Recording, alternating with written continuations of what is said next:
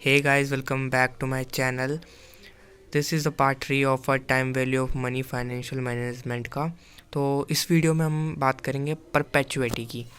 तो परपेचुइटी होता क्या है? Perpetuity series of cash flows for infinite period of time होता है, जो कि कैश फ्लोज होती है इन्फिनिट पीरियड ऑफ टाइम के लिए, उसी को हम परपेचुइटी कहते हैं। अब परपेचुइटी की प्रेजेंट वैल्यू और फ्यूचर वैल्यू दोनों होती है, पर फ्यूचर वैल्यू को हम निकालना नॉट पॉसिबल नहीं है, बिकॉज नो लास्ट डेट नहीं है। इन्फिनिटी पीरियड टाइम तक परपेचुइटी जा सकती है, पर प्रेजेंट वैल्यू में आप निकाल सकते हो। इसके अंदर दो ऑप्शन होता है। पहला नो ग्रोथ, जिसमें ग्रोथ नहीं हो रही। दूसरा होता है ग्रोइंग परपेचुइटी। दोनों का फॉर्मूला देख सकते हो प्रेजेंट वैल्यू का, जिसमें ग्रोथ नहीं हो रही तो उसका ए अपॉन आई। ए का होता है अमाउंट ऑफ एन्युटी जो कि आपको गिवन रहता है, और आई जो होता है रेट ऑफ इंटरेस्ट। और ग्रोइंग परपेचुइटी में प्रेजेंट वैल्यू जो ए होता है amount upon i minus c, rate minus growth. जैसे कि एग्जांपल के लिए 5000 हमारी एन्युटी है, तो अपॉन 10% करना है। 10% को 10 डिवाइड बाई 100 करेंगे तो 0.1 आ जाएगा। इसको डिवाइड करोगे आप तो 50 की आपकी जो है प्रेजेंट वैल्यू आ जाएगी। जो ग्रोथ रेट होता है, हमेशा परपेचुइटी में ग्रोथ रेट लेना है जिसमें कांस्टेंट ग्रोथ रेट हो। अगर क्वेश्चन में कांस्टेंट ग्रोथ रेट गिवन नहीं है तो नहीं लेना है। ये परपेचुइटी का कंसेप्ट है। तो एक क्वेश्चंस परपेचुइटी का करते हैं। देखो, M limited pays $2 in dividend annually and estimate that they will pay the dividend indefinitely। जहाँ पर भी indefinite टाइम आ जाए ना, मतलब परपेचुइटी का क्वेश्चन है।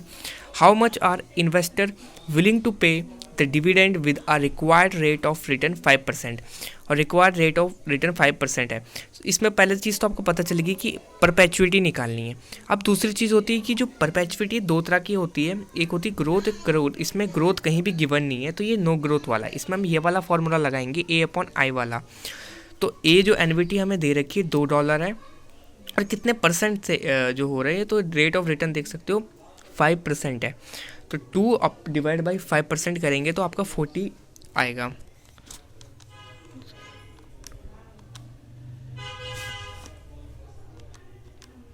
तो ये 40 आ गया। तो यही 40 जो है परपेचुइटी है। यहाँ पर 5000 डिवाइड बाय 10% होगा। तो नेक्स्ट कंसेप्ट है डबलिंग पीरियड।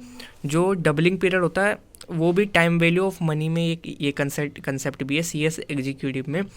तो पहले तो उसको हम कहते हैं रूल ऑफ 72। इसका फॉर्मूला जो होता है 72 डिवाइड बाई आर होता है। डबलिंग पीरियड मतलब कि कितने साल में वो पैसा जितना आप लगा रहे हो डबल हो जाएगा। तो इसका एक फॉर्मूला होता है 72 डिवाइड बाई आर। तो जो आर होता है वो रेट ऑफ इंटरेस्ट होता है।